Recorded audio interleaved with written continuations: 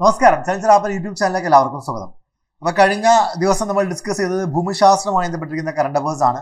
ഭൂമിശാസ്ത്രം എന്ന് പറയുന്ന ടോപ്പിക് അവിടെ അവസാനിച്ചു. നമ്മൾ ഇന്ന് ആരംഭിക്കാൻ പോകുന്നത് ധനതത്വശാസ്ത്രം, എക്കണോമിക്സുമായി ബന്ധപ്പെട്ടിരിക്കുന്ന 2023 പ്രധാനപ്പെട്ട കറണ്ട് അഫയേഴ്സ് ആണ്. സാമ്പത്തികവുമായി ബന്ധപ്പെട്ടിരിക്കുന്ന കറണ്ട് അഫയേഴ്സ്. പലപ്പോഴും നമ്മൾ ക്വസ്റ്റ്യൻ പേപ്പർ കാണുന്ന സമയത്ത് നമുക്കറിയാം ഇതിൽ വരുന്ന പല കറണ്ട് അഫയേഴ്സും അത് ആ ഒരു ടോപ്പിക്കിന്റെ ഭാഗമായിട്ട് വന്നതാണോ അതോ കറണ്ട് അഫയേഴ്സിന്റെ ഭാഗമായിട്ട് വന്നതാണോ എന്നുള്ള രീതിയിൽ സംശയം ഉണ്ടാക്കുന്ന തരത്തിൽ പോലും പലപ്പോഴും ചോദ്യം വരാറുണ്ട്. അപ്പോൾ എക്കണോമിക്സിൽ നിന്ന് നമ്മുടെ ടോപ്പിക്കുമായി ബന്ധപ്പെട്ട് വളരെ ക്ലോസ് റിലേറ്റഡ് ആയിട്ടുള്ള ഫാക്ട്സ് കറണ്ട് അഫയേഴ്സിന്റെ ഭാഗത്ത് നിന്ന് വരാറുണ്ട്. അപ്പോൾ അത്രയും പ്രാധാന്യത്തോടു കൂടി തന്നെ എക്കണോമിക്സുമായി ബന്ധപ്പെട്ടിരിക്കുന്ന കറണ്ട് അഫയേഴ്സ് പഠിക്കാൻ വേണ്ടി ശ്രമിക്കാം. കൂടുതലും സിംഗിൾ ഫാക്ട്സ് ആണ്, അല്ലെങ്കിൽ വൺ വേർഡ് ആണ്. കൂടുതൽ റിലേറ്റഡ് ഫാക്ട്സ് ഒന്നും ഇല്ലാത്ത കാര്യങ്ങളാണ്. അപ്പോൾ പെട്ടെന്ന് നമുക്ക് ക്യാച്ച് ചെയ്യാവുന്നേ ഉള്ളൂ. ആരെങ്കിലും നമ്മുടെ ചാനൽ സബ്സ്ക്രൈബ് ചെയ്യാൻ വിട്ടുപോയിട്ടുണ്ടെങ്കിൽ ഇപ്പോൾ തന്നെ സബ്സ്ക്രൈബ് ചെയ്യുക. ബെല്ലൈക്കൺ പ്രസ് ചെയ്തുകൊണ്ട് നോട്ടിഫിക്കേഷൻ എനേബിൾ ചെയ്ത് കഴിഞ്ഞാൽ ഇത്തരത്തിൽ നമ്മൾ അപ്ലോഡ് ചെയ്യുന്ന വീഡിയോസ് അതേ സമയത്ത് ലഭിക്കുന്നതായിരിക്കും. മാത്രമല്ല ഇതിന് നോട്ട്സ് മറ്റൊക്കെ ലഭിക്കാൻ വേണ്ടിയിട്ട് നമ്മുടെ ചലഞ്ചർ ആപ്പിന്റെ ടെലഗ്രാം ചാനൽ കൂടെ എല്ലാവരും ജോയിൻ ചെയ്യുക. ചലഞ്ചർ ആപ്പിന്റെ ടെലഗ്രാം ചാനലിന്റെ ലിങ്ക് ഡിസ്ക്രിപ്ഷൻ ബോക്സിൽ കൊടുത്തിട്ടുണ്ട്. ലിങ്കിൽ ക്ലിക്ക് ചെയ്ത് ജോയിൻ ചെയ്യുക. ക്ലാസ്സിലോട്ട് കിടക്കാം.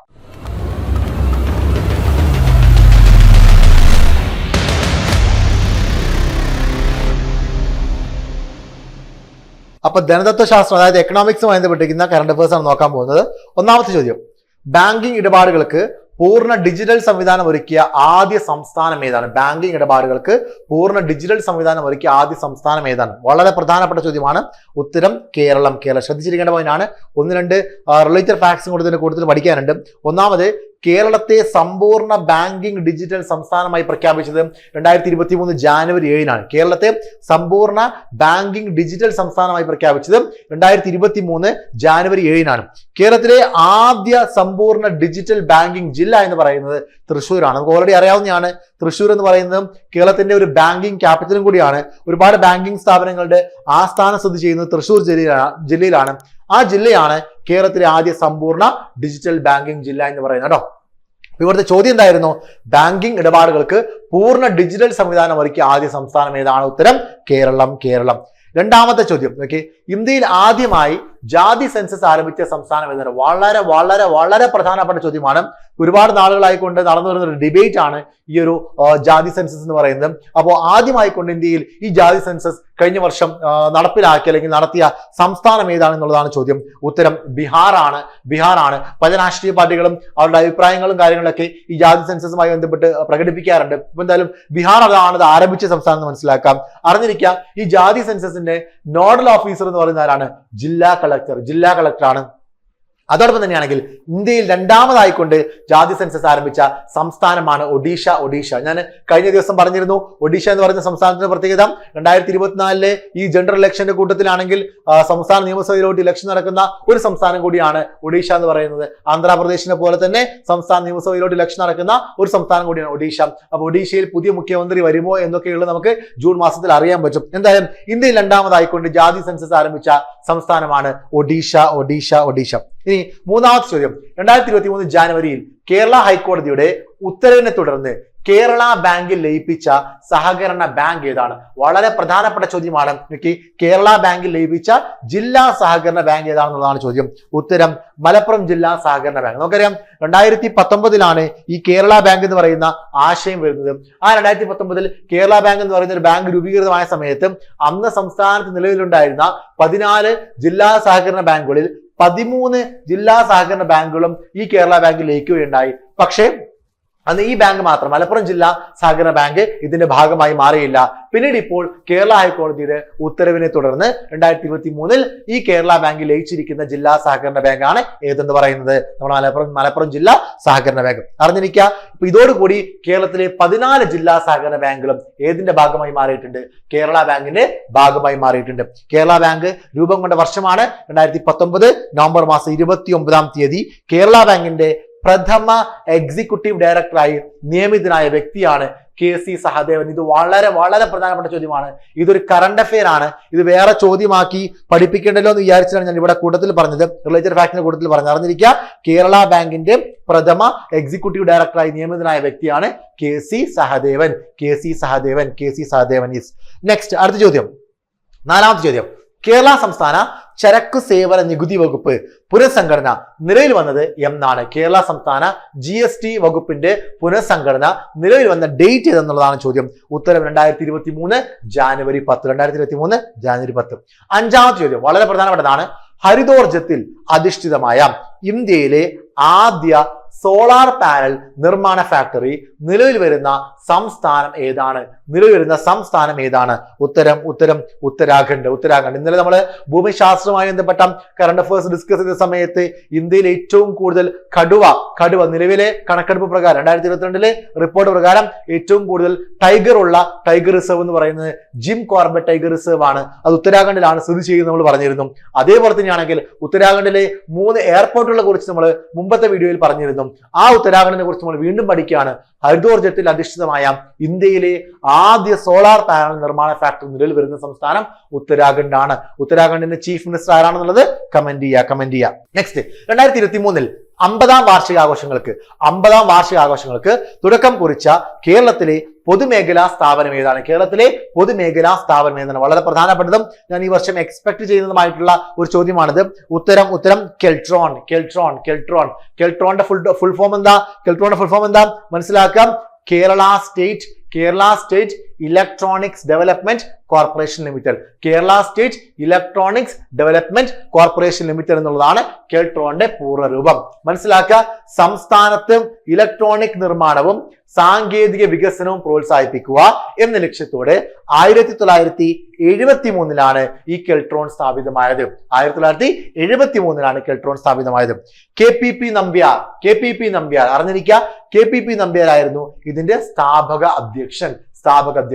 ഇലക്ട്രോണിക് ഘടകങ്ങൾ മുതൽ സങ്കീർണമായ ഉപകരണങ്ങളും സിസ്റ്റങ്ങളും വരെ നിർമ്മിക്കുന്ന കെൽട്രോൺ ഒരു മൾട്ടി പ്രൊഡക്റ്റ് ഓർഗനൈസേഷൻ ആണ്. അപ്പോ സംസ്ഥാന സർക്കാരിന്റെ തന്നെ വിവിധ പൊതുമേഖലാ സ്ഥാപനങ്ങൾ, ഇപ്പൊ KCB പോലെയുള്ള സ്ഥാപനങ്ങൾക്ക് ആവശ്യമായിട്ടുള്ള പല സംവിധാനങ്ങളും ഒക്കെ നിർമ്മിക്കുന്നത് കെൽട്രോൺ ആണ്. അതുപോലെ തന്നെയാണെങ്കിൽ ആഭ്യന്തര വകുപ്പിന് ആവശ്യമായിട്ടുള്ള സിഗ്നലുകൾ മറ്റുമൊക്കെ, അതായത് ട്രാഫിക് സിഗ്നലുകൾ കാര്യങ്ങളൊക്കെ അത് നിർമ്മിക്കുന്നത് കെൽട്രോൺ. അങ്ങനെ കേരള സർക്കാരിന് കീഴിലുള്ള പല പൊതുമേഖലാ സ്ഥാപനങ്ങൾക്കും ആവശ്യമായി വരുന്ന ഇലക്ട്രോണിക് ഉപകരണങ്ങളും മറ്റും ഇവർ നിർമ്മിക്കുന്നുണ്ട്. പുറത്തു നിന്നുള്ള ഓർഡറുകൾ വേറെയും സ്വീകരിക്കുന്നുണ്ട്. അപ്പൊ എന്തായാലും ഈ Kerala state electronics development corporation limited എന്ന് പറയുന്ന സ്ഥാപനം 50ാമത്തെ വാർഷികം ആഘോഷിക്കാൻ പോകുന്നു. 73 ഇത് സ്ഥാപിക്കപ്പെട്ടത് എന്ന് മനസ്സിലാക്കട്ടോ. KPP നമ്പ്യാരായിരുന്നു ആദ്യത്തെ അധ്യക്ഷൻ. 7ാമത്തെ ചോദ്യം. ഇന്ത്യയുടെ ചരിത്രത്തിൽ ഏറ്റവും ദൈർഘ്യം കുറഞ്ഞ ബജറ്റ് പ്രസംഗം നടത്തിയ ധനമന്ത്രി ആരാണ്? വളരെ പ്രധാനപ്പെട്ട ചോദ്യമാണ്. ഇന്ത്യയുടെ ചരിത്രത്തിൽ ഏറ്റവും ദൈർഘ്യം കുറഞ്ഞ ബജറ്റ് പ്രസംഗം നടത്തിയ ധനമന്ത്രി ആരാണ്? ഉത്തരം നിർമ്മലാ സീതാരാമൻ. ആരാണ്? Nirmala Sitharaman finance minister of India ആണ്. എന്തായാലും ജൂൺ 4-ാം തീയതി നമ്മുടെ റിസൾട്ട് വന്നതിന് ശേഷം, ജനറൽ ഇലക്ഷന്റെ റിസൾട്ട് വന്നതിന് ശേഷം പുതിയ മന്ത്രിസഭ അധികാരത്തിൽ വരുന്നതായിരിക്കും. ആ സമയത്ത് പുതിയ മന്ത്രിസഭയിലെ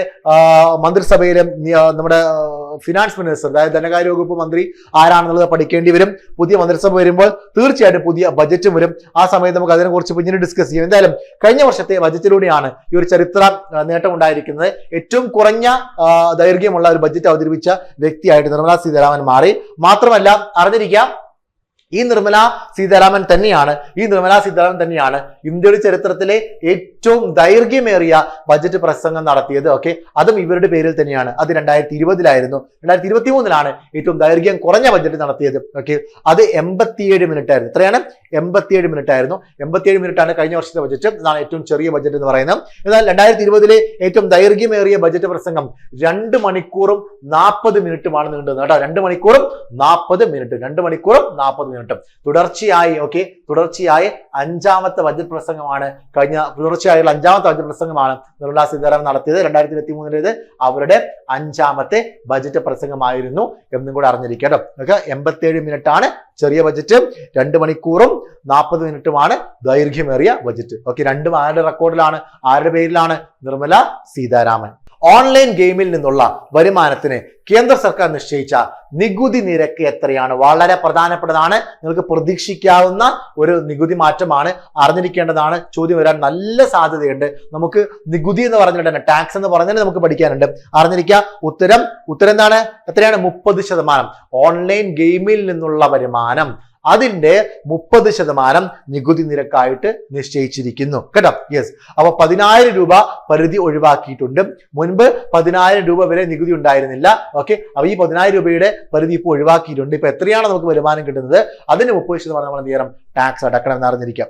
നെക്സ്റ്റ് 9ാമത്തെ ചോദ്യം, 2047 ഏത് രോഗം പൂർണ്ണമായും ഇല്ലാതാക്കുന്നതിനുള്ള പ്രത്യേക പദ്ധതികളാണ് 2023 കേന്ദ്ര ബജറ്റിൽ അവതരിപ്പിക്കപ്പെട്ടത്. അപ്പോൾ ആരോഗ്യ മേഖലയുമായി ബന്ധപ്പെട്ട് 2023 ബജറ്റിൽ പൊതു ബജറ്റിൽ ഒരു പെർട്ടിക്കുലർ രോഗത്തെ 2047 കൂടി തുടച്ചു നീക്കാൻ വേണ്ടിയുള്ള പദ്ധതികൾ കൊണ്ടുവന്നു. ഏതാണ് ആ ഒരു രോഗം എന്നുള്ളതാണ് sickle cell anaemia. Sickle cell അനീമിയയെ കുറിച്ച് നമ്മൾ രോഗങ്ങളും രോഗകാരികളും എന്ന് പറയുന്ന ഒരു ടോപ്പിക് നമുക്ക് ബയോളജിയിൽ പഠിക്കാനുണ്ട്. അവിടെയൊക്കെ നമ്മൾ പഠിക്കുന്ന ഒന്നാണ് സിക്കിൾ സെൽ അനീമിയ. അറിഞ്ഞിരിക്കുക, സിക്കിൾ സെൽ അനീമിയ എന്ന് പറയുന്ന ഒരു പാരമ്പര്യ രോഗങ്ങളിൽപ്പെട്ട ഒന്നാണ്. ഒന്ന്. രണ്ടാമത്, ശരീരത്തിലുടനീളം ഓക്സിജൻ കൊണ്ടുപോകുന്ന RBC ചുവന്ന രക്താണുക്കൾ. ഈ ചുവന്ന രക്താണുക്കളുടെ ഘടനയിൽ ഇത് സ്വാധീനം ചെലുത്തുന്നുണ്ട്. ചുവന്ന രക്താണുക്കൾ സാധാരണയായി ഗോളാകൃതിയിലുള്ളതും വഴക്കമുള്ളതുമാണ്. ഇത് രക്തക്കുഴലുകളിലൂടെ എളുപ്പത്തിൽ കടന്നു പോകാൻ അനുവദിക്കുന്നു. എന്നാൽ സിക്കിൾ സെൽ അനീമിയയിലെ ചില ചുവന്ന രക്താണുക്കൾ അരിവാൾ അല്ലെങ്കിൽ ചന്ദ്രക്കലയുടെ ആകൃതിയിലാണ്. ഇത് കഠിനവും ഒട്ടിപ്പിടിക്കുന്നതുമായി മാറുന്നു, രക്തയോട്ടം മന്ദഗതിയിലാക്കുകയോ തടയുകയോ ചെയ്യുന്നു. അപ്പൊ ഇതാണ് ഈ ഒരു രോഗാവസ്ഥ എന്ന് പറയുന്നത് കേട്ടോ. അപ്പൊ RBCയുമായി ബന്ധപ്പെട്ട് അല്ലെങ്കിൽ അതിനെ ബാധിക്കുന്ന അല്ലെങ്കിൽ ചുവന്ന രക്താണുക്കളുടെ പ്രവർത്തനത്തെ ബാധിക്കുന്ന ഒരു രോഗം തന്നെയാണ്. അപ്പൊ ഈ സിക്കിൾ സെൽ അനീമിയ ഒരു പാരമ്പര്യ രോഗമാണ്. അതിനെ കംപ്ലീറ്റ്ലി തുടച്ചു നീക്കാൻ വേണ്ടി 2047 കൂടി തുടച്ചു നീക്കാൻ വേണ്ടി കേന്ദ്ര സർക്കാർ പദ്ധതികൾ ആസൂത്രണം ചെയ്തിട്ടുണ്ട്. അപ്പൊ ഇതും ശ്രദ്ധിച്ചിരിക്കേണ്ട ഒരു പോയിന്റ് ആണ്. 10ാമത്തെ ചോദ്യം, കേരള സർക്കാർ ഈ ടാക്സി കാറുകൾക്ക് ഏർപ്പെടുത്തിയ നികുതി നിരക്ക് എത്രയാണ്? കേരള സർക്കാർ ഈ ടാക്സി കാറുകൾക്ക് ഏർപ്പെടുത്തിയ നികുതി നിരക്ക് എത്രയാണ്? 5%. അപ്പൊ നേരത്തെ നമ്മള് ഓൺലൈൻ ഗെയിമിൽ നിന്നുള്ള വരുമാനത്തിൽ നിന്ന് 30% ടാക്സ് പറഞ്ഞു. ഇത് ഈ ടാക്സികൾക്കാണെങ്കിൽ കേരള സർക്കാർ ഏർപ്പെടുത്തിയിരിക്കുന്ന ടാക്സ് ആണ് 5% കേട്ടോ. 11, ഏഷ്യയിലെ ഏറ്റവും വലിയ ഹെലികോപ്റ്റർ നിർമ്മാണശാല സ്ഥിതി ചെയ്യുന്നത് എവിടെയാണ്? ഏഷ്യയിലെ ഏറ്റവും വലിയ ഹെലികോപ്റ്റർ നിർമ്മാണശാല സ്ഥിതി ചെയ്യുന്നത് ഇന്ത്യയിലാണോ? യെസ്, തുമക്കുരു എവിടെയാണ്? ഹിന്ദുസ്ഥാൻ എയറോനോട്ടിക്സ് ലിമിറ്റഡിന്റെ കീഴിലാണ് കർണാടകയിലെ തുമക്കുരുവിൽ സ്ഥിതി ചെയ്യുന്ന ഹെലികോപ്റ്റർ നിർമ്മാണശാല. ഏഷ്യയിലെ ഏറ്റവും വലിയ ഹെലികോപ്റ്റർ നിർമ്മാണശാല ഹിന്ദുസ്ഥാൻ എയറോനോട്ടിക്സ് ലിമിറ്റഡ്, HAL കേട്ടോ, HAL. കർണാടകയിലെ തുമക്കുരു. യെസ്. നെക്സ്റ്റ് 12ാമത്തെ ചോദ്യം, കൃഷി വകുപ്പിന്റെ ആഭിമുഖ്യത്തിൽ കേരളത്തിൽ നിന്നുള്ള 65 കാർഷിക ഉൽപ്പന്നങ്ങൾ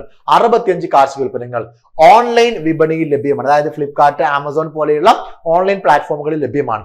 ഏത് പേരിലാണ് ഇത് വിപണനം ചെയ്യുന്നത്? വളരെ പ്രധാനപ്പെട്ട ചോദ്യമാണ്, അറിഞ്ഞിരിക്കുക. നിങ്ങൾ ഫ്ലിപ്കാർട്ടിലൊക്കെ കയറി കഴിഞ്ഞാൽ മനസ്സിലാക്കാൻ പറ്റും. ഉത്തരം എന്താണ്? കേരൾ അഗ്രോ. അപ്പൊ കേരൾ അഗ്രോ എന്നുള്ള ബ്രാൻഡ്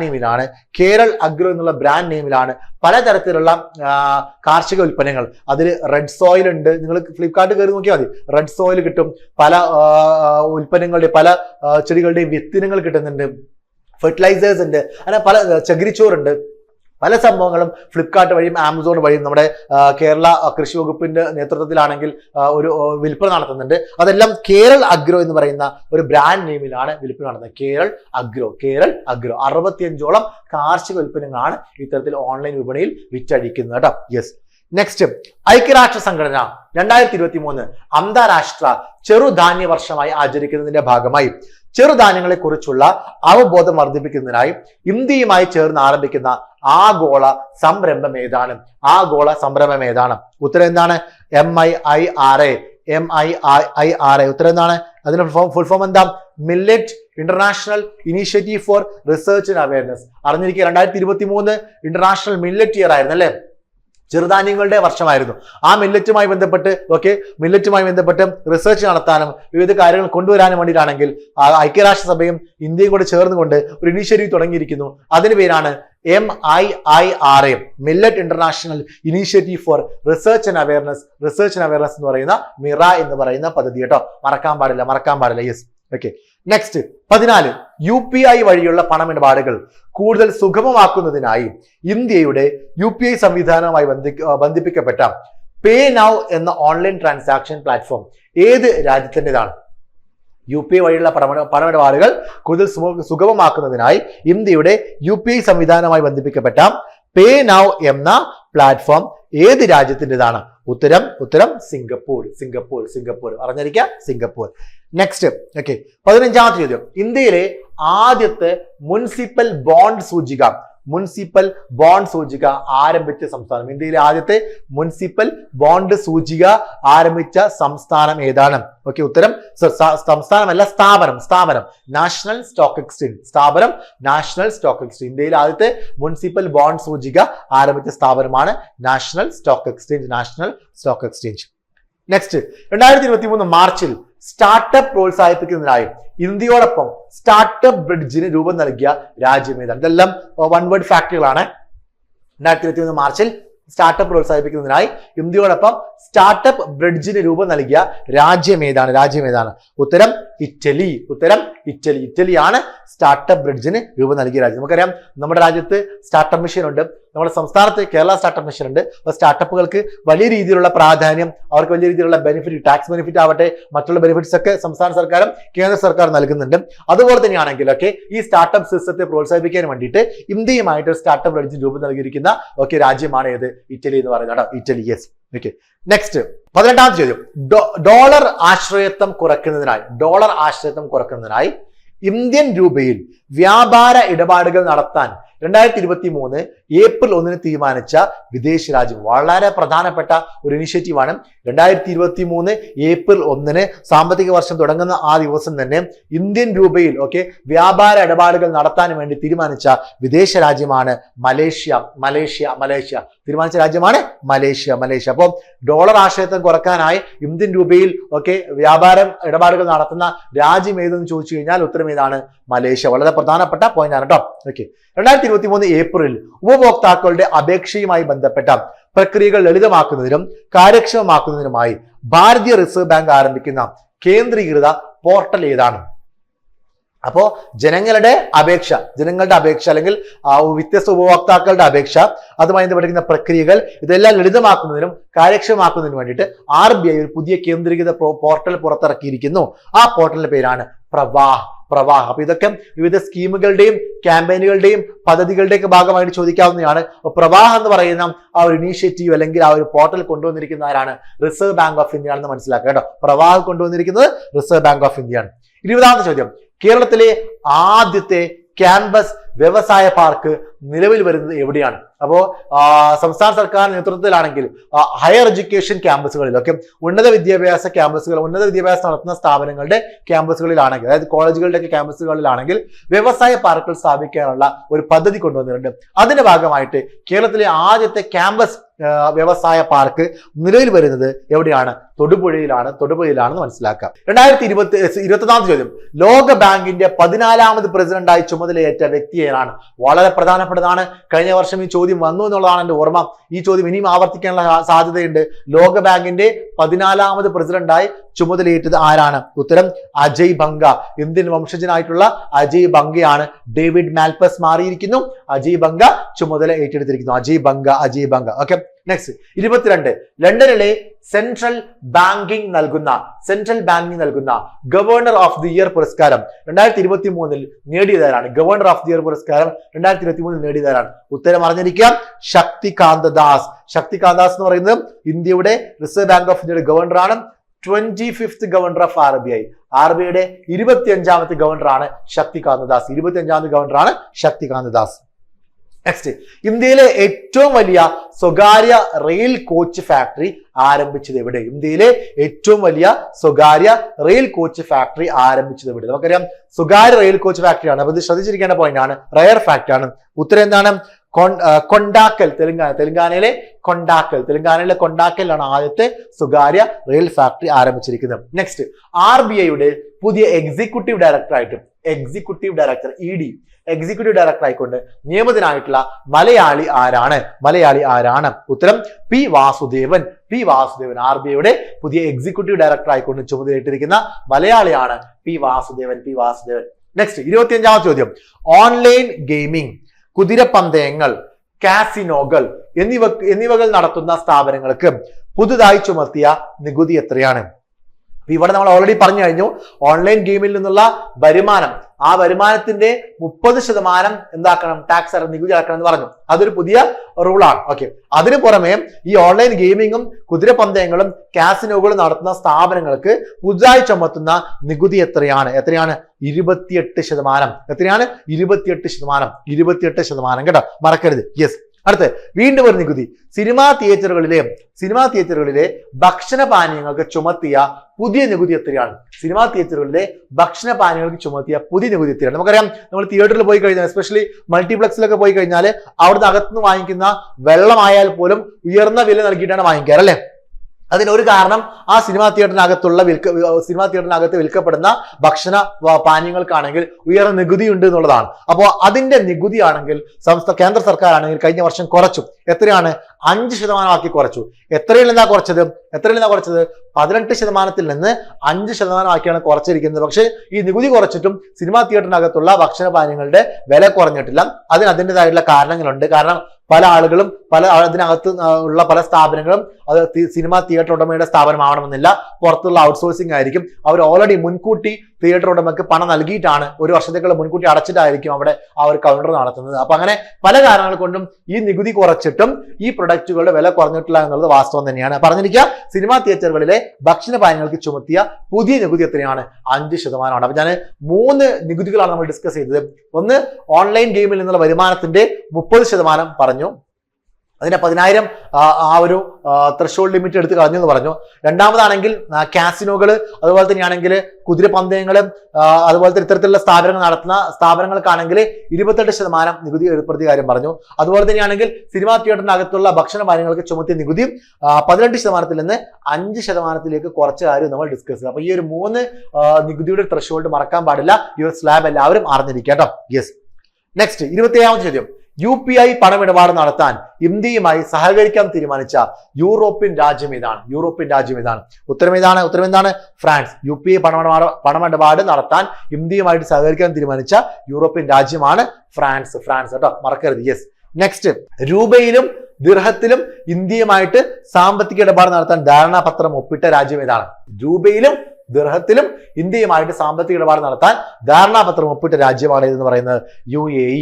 അറിഞ്ഞിരിക്കുക, നമ്മൾ നേരത്തെ പറഞ്ഞത് ഡോളറിന്റെ ആശ്രയത്വം കുറക്കാൻ വേണ്ടിയിട്ട് ഇന്ത്യൻ രൂപയിൽ സാമ്പത്തിക പണമിടപാടുകൾ അല്ലെങ്കിൽ ഇടപാടുകൾ നടത്താൻ വേണ്ടി തീരുമാനിച്ച രാജ്യമാണ് മലേഷ്യ.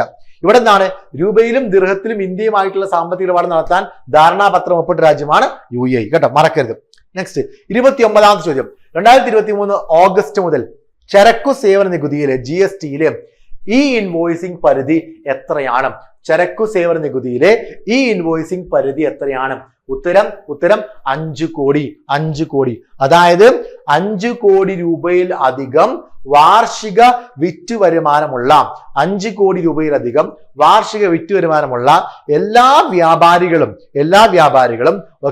B2B ബിസിനസ് നടത്തുമ്പോൾ ബിസിനസ് ടു ബിസിനസ് വ്യാപാരം നടത്തുമ്പോൾ ഈ ഇൻവോയ്സിംഗ് നിർബന്ധമാണ്. അപ്പൊ അറിഞ്ഞിരിക്കേണ്ട പോയിന്റ് ആണ്. 2023 ഓഗസ്റ്റ് 1 മുതൽ ചരക്ക് സേവന നികുതിയിലെ ഈ ഇൻവോയ്സിംഗ് പരിധി എത്രയാക്കിയിട്ടുണ്ട്? 5 കോടി ആക്കിയിട്ടുണ്ട് കേട്ടോ. നെക്സ്റ്റ് 30ാമത്തെ ചോദ്യം. കേരളത്തിലെ 1 ലക്ഷം റബ്ബർ കർഷകരെ ദത്തെടുത്ത ടയർ നിർമ്മാണ കമ്പനി ഏതാണ്? ഏതാണ്? ഉത്തരം എന്താണ്? Bridgestone tyres. അപ്പം കേരളത്തിലുള്ള റബ്ബർ കർഷകർക്ക് വലിയ ആശ്വാസമായിരിക്കും. അവരെ ദത്തെടുക്കുക എന്ന് പറയുമ്പോൾ അവരിൽ നിന്നായിരിക്കും ഈ റബ്ബറും മറ്റും ആര് സ്വീകരിക്കുന്നത്, കളക്ട് ചെയ്യുന്നത്? ഈ ബ്രിഡ്സ്റ്റോൺ ടയേഴ്സ് എന്ന് പറയുന്ന ഈ കമ്പനി കളക്ട് ചെയ്യുന്നത്. ഈ ബ്രിഡ്സ്റ്റോൺ ടയേഴ്സ് എന്ന് പറയുന്ന കമ്പനിയുടെ ആസ്ഥാനം എവിടെയാണ്? Tokyo, Japan. ഇന്ത്യൻ ഹരിത വിപ്ലവത്തിന്റെ പിതാവ് എന്നറിയപ്പെടുന്ന MS സ്വാമിനാഥൻ അന്തരിച്ചത് എന്നാണ്. വളരെ പ്രധാനപ്പെട്ടതാണ്. നമ്മൾ ബയോളജിയിൽ നമുക്ക് ഹരിത വിപ്ലവം എന്ന് പറയുന്ന ഒരു ടോപ്പിക് തന്നെ പഠിക്കാനുണ്ട്.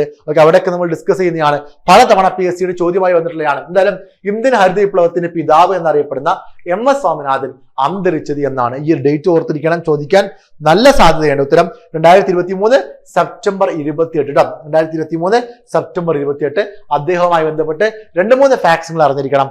ഒന്നാമത്തെ ഫാക്ട് എന്ന് പറയുന്നത് ലോക പ്രശസ്ത കൃഷി ശാസ്ത്രജ്ഞനാണ് MS സ്വാമിനാഥൻ.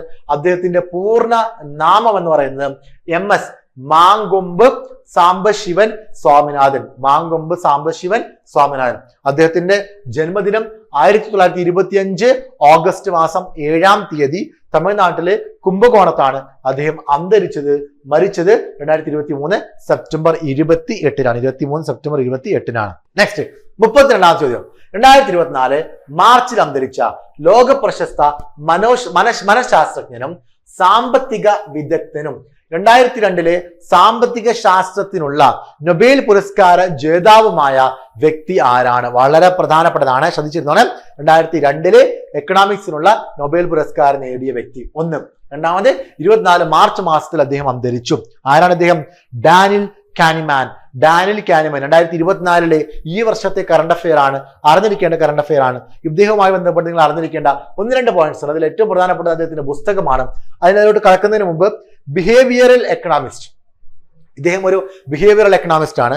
അതുപോലെ തന്നെ ആണെങ്കിൽ പ്രോസ്പെക്ട് തിയറി, ലോസ് അവേർഷൻ എന്നിവയിൽ പ്രശസ്തനാണ് ഈ ഡാനിയൽ കാനിമാൻ. ഇദ്ദേഹത്തിന്റെ പ്രധാനപ്പെട്ട 2 പുസ്തകങ്ങളാണ്. ഒന്ന് തിങ്കിങ് ഫാസ്റ്റ് ആൻഡ് സ്ലോ. എന്താണ് thinking fast and slow? Attention and effort കേട്ടോ. Thinking fast and slow, attention and effort. Okay, അപ്പൊ ഇത്രയും കാര്യങ്ങളാണ് പ്രധാനമായിട്ട് നമ്മൾ എക്കണോമിക്സിന്റെ ഭാഗമായിക്കൊണ്ട് കറണ്ട് അഫേഴ്സിൽ പഠിക്കുന്നത്. ഓക്കെ, അപ്പൊ നാളെ നമ്മൾ മറ്റൊരു ടോപ്പിക്കുമായി ബന്ധപ്പെട്ടിരിക്കുന്ന കറണ്ട് അഫേഴ്സ് ആയിരിക്കും ഡിസ്കസ് ചെയ്യുന്നത്. ഇതുവരെയുള്ള ക്ലാസ്സുകൾ എല്ലാവരും കണ്ടു എന്ന് വിചാരിക്കുന്നു. പ്രധാനപ്പെട്ട പോയിന്റ്സ് എല്ലാം എഴുതിയെടുത്തു എന്ന് വിചാരിക്കുന്നു. അതിൽ എസ്പെഷ്യലി എക്കണോമിക്സിൽ എന്ന് പറഞ്ഞ ഭൂരിഭാഗം കാര്യങ്ങളും ഞാൻ നേരത്തെ പറഞ്ഞ പോലെ നമ്മുടെ സിലബസിലെ ഓരോ ടോപ്പിക്കുമായിട്ട് ക്ലോസ് റിലേറ്റഡ് ആണ്. ഇത് GK ചോദ്യമാണോ കറണ്ട് അഫെയർ ചോദ്യമാണോ എന്ന് മനസ്സിലാക്കാൻ പറ്റാത്ത രീതിയിലായിരിക്കും പലപ്പോഴും ചോദ്യം വരുന്നത്.